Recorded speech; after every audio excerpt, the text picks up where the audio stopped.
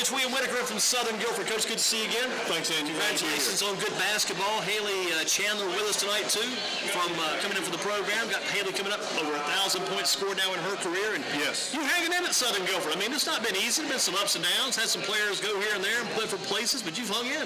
Oh, yeah. I mean, I like about Coach Whitaker. The year playoff time comes, try to get the playoff scores in. Coach Whitaker's going to be touching base with me at the old 3-9-2. I'll leave the rest of the fun with somebody else out there. But we talking on that phone. But he'll be driving the bus, headed down the road, coming back from the games. Right. Coming back from Chapel Hill last year. I mean, you do it all. Oh, yeah. Actually, and keeping it together. This year, a little tough for us, but girls are putting in the work, and all I'm going to say is we're going to try to be in the mix. Staying committed. Still got Eddie Odom with you? No, Eddie's not with me. I actually have two new coaches this year. Really? So when I asked about Eddie, I was in the right neighborhood, right? He'd been with you for a good while. That's right. He's been with me for a good while, and as a matter of fact, Paul Seegers, he's not really with me anymore, but he comes back and helps from time to time. And somebody said you're trying to get Debbie Jones to come over and be a consultant for you guys over there. We're away from Paige. Oh, David, that's my buddy right there. I know That's out of a doubt. We always scrimmage every year. I knew that. And whenever I need advice, need to talk about something, I go to Debbie. Debbie's good coach. Been doing this for quite some time, and we're going to continue to scrimmage each other each and every year, and hopefully. It's kind of good to know you've got that scrimmage already lined up before the season starts too. Know that you got that one in place. Yeah. We'll have to call around. Look at trying to get a scrimmage. Somebody change their course of action, maybe to rearrange their schedule. You know she's going to be there, and they're going to be locked in with that one. That's right, and I think we were a lot more competitive with them in the scrimmage this year than we have in years past. And one of these scrimmages, we don't get the best of one of them. There's one of those girls from Paige is going somewhere next year. I think she's going somewhere up in Tennessee, going toward Nashville when she's gone, yeah. Okay. You've heard of that? There's some kid, PK, Paris Key? Paris. You've heard of her, yeah. Listen. You see, he set me up for that one.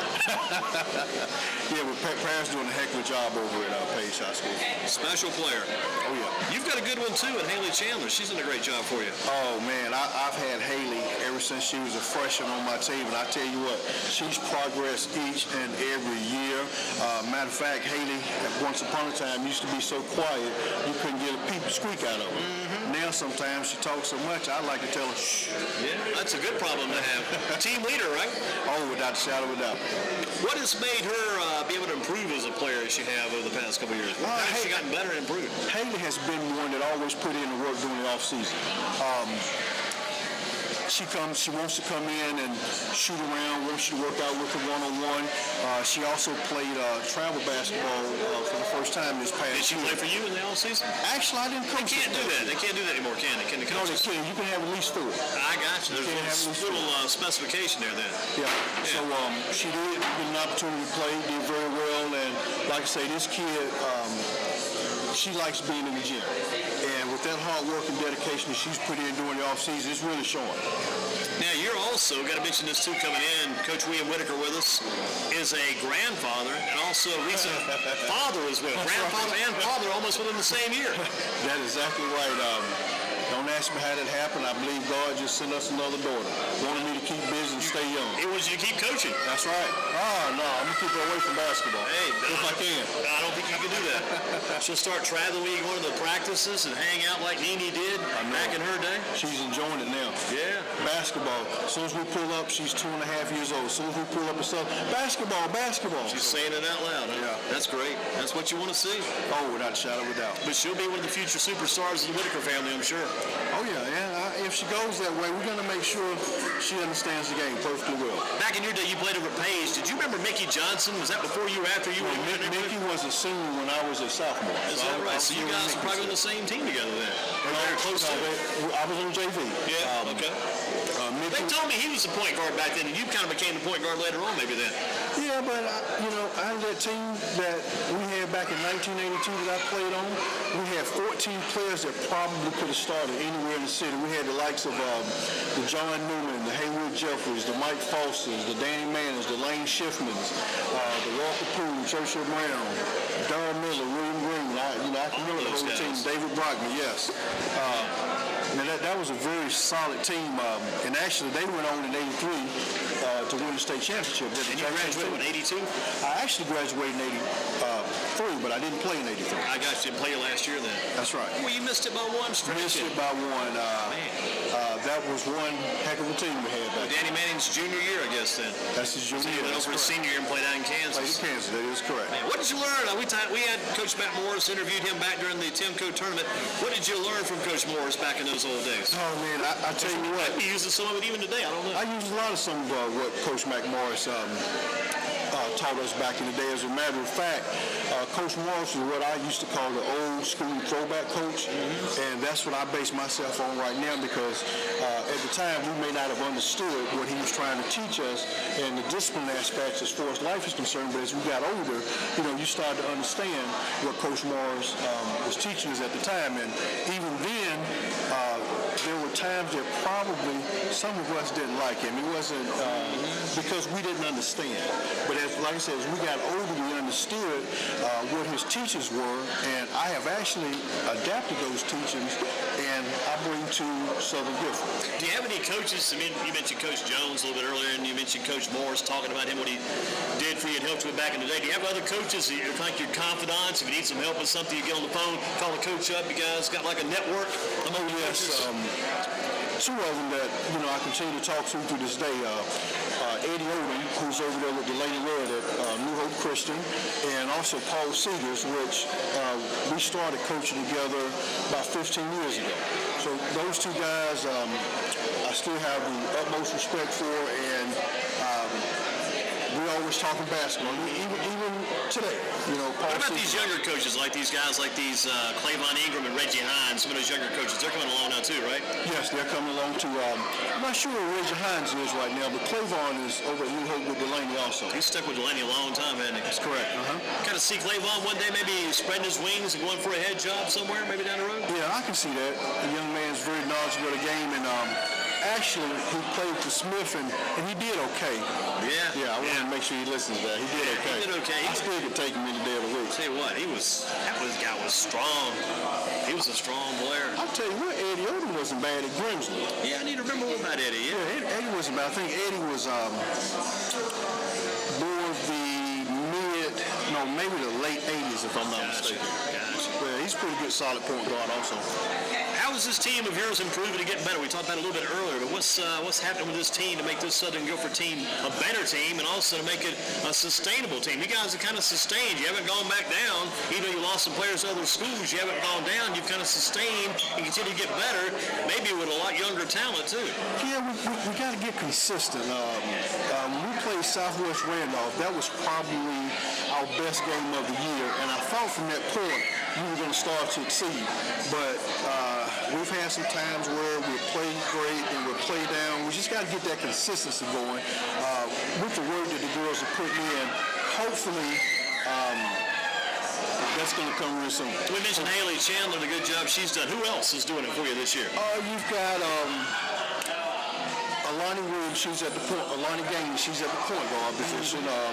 She's definitely our floor general. Do you have a couple of sisters on the team, a couple of sophomores, maybe in the same grade, a couple of sisters on that team? I do not have sisters on that line up today, yeah. They had the same last name. The same last name, yeah, but okay. They are not sisters. Gotcha. That's a good question to ask. You're going to be able to clear all that up for us then. Yeah, I'll be able to clear it up. And Jocelyn Ford. There you go, the Ford sisters. Yeah, Jocelyn Ford is one. And then you also have a freshman, which is going to be pretty good within the next couple of years, with the next years to come, by the name of Lacomas Williams. She played over at Southern Middle School, and before that she played at a private school, and she's definitely coming along. So this team's improving a lot then. Yeah, and hopefully we'll have Siobhan back probably next week. Siobhan hadn't been able to play this first semester, but with her coming back, hopefully that's going to be able to change some things. She brings in some experience and not a bad player at all. Now, it happens in almost all the schools these days. You lose a few players to other public schools, sometimes even private schools. How do you keep from hitting your head up against the wall, banging your head up there and just saying, man, I got to this because I want to keep this team together. I want to start a team out together, maybe they're 9th or 10th grade, and go all the way to be seniors. How do you keep that, to keep your sanity when all this is going on? And sometimes that's kind of hard to do right now at this day and age, because what happens now, you have girls and guys that go off to private school, which sometimes they think that the grass may be green on the other side, but My take on things is me and my staff is going to coach whomever's in front of us, and we just do the best we can where we have. Gotcha. Now, tell us how you landed at Southern Guilford of all places. You're way out in the county, out in the southern stretch, man, and went to Page back on this western side of town. How did you end up at Southern? Was this one of those opportunities where you wanted to get into coaching, be a head coach, that, hey, I don't care if it's Southern Guilford, Southern Alabama, Southern Nash, Southern Timbuktu, I want this job. How did you end up at Southern Guilford? Hey, the opportunity presented itself. As a matter of fact, I was coaching Camille Horn. Yeah, another big name in your history of your school. AAU basketball, and I think Justin Bryant, who actually won the state championship over at Southwest, was actually with Southern Guilford at that time, and she was quitting. And Camille's parents called me and told me about the position, and I applied, and as you can hear, my daughter, she's going to call me all day long until I look over there. Yeah, we're going to give you a break here in just a minute. Why don't you tell a little bit more to us and then give Coach Whitaker a break here. We'll take a time out, but we'll keep you rolling for just a couple more minutes. Okay, and so Camille Horn's mother called me, and I applied and had the interview. Things went very well, and we've proceeded from that point. As a matter of fact, in Southern Guilford's history, we have two girls now. The 1,000 Point Club, which that hadn't happened there before. One's Camille Horn, and the other one is Haley Chandler, who'll be coming up next. Just telling you some good things about how the offense is improving over the years then, too. The offense is getting better. Yes, the offense has definitely gotten a lot better. We're still running the same system. What about Camille Horn? Where's Camille at today? Camille's at UNC Pembroke. Still playing? She's still playing. That says a lot, too. It's about her second or third year, isn't it? This is her third year. Wow, and she's still on the team. Yeah, and she's playing. She's playing, that's a good thing, because so many times that transition from high school to college and staying with it is very tough for boys and girls. It's extremely tough for boys and girls. Sometimes you know from experience, you know how that works. It's kind of hard to juggle, the education and the athletics at the same time. But right now, so many things out there, it'll be hard not to be able to juggle at this point in time. Yeah, you got to stick with it. That's the main thing for Camille Horn. I remember she used to wear a little headband, didn't she? Remember the headband? Sometimes is she playing Indian basketball? This headband, what's her game? She had a good game. Had a good outside game. Oh man, and I still say, back doing that, I haven't seen a better shooter yet. I know the two kids over at Page High School. They've got excellent outside shots, but that Camille Horn, I tell you, man, she had one of the best, whether it was boy or girl. You're talking about the Cargo kids. Those Cargo girls can shoot that hoop, huh? Yes. I'm actually talking about the Eves kid and the... You're talking about the boys. The boys in the okay. grade. Yeah, okay. Hey, I did say that. Yeah, there you go. Yeah, Camille Horn, man, she has something that no one else ever had, and what I mean by that, if she missed 10 shots in a row, that never fazed her. She still had that confidence that she's going to make the next 10. And that's hard to find. Oh, it's hard to find. Extremely hard. You love having a player like that, too, because once they start to hit, it goes very good. Yes. I'm going to give you a timeout. Let Haley Chandler come in. Thank you for having me. Coach, good to see you. You too. Keep up the good work.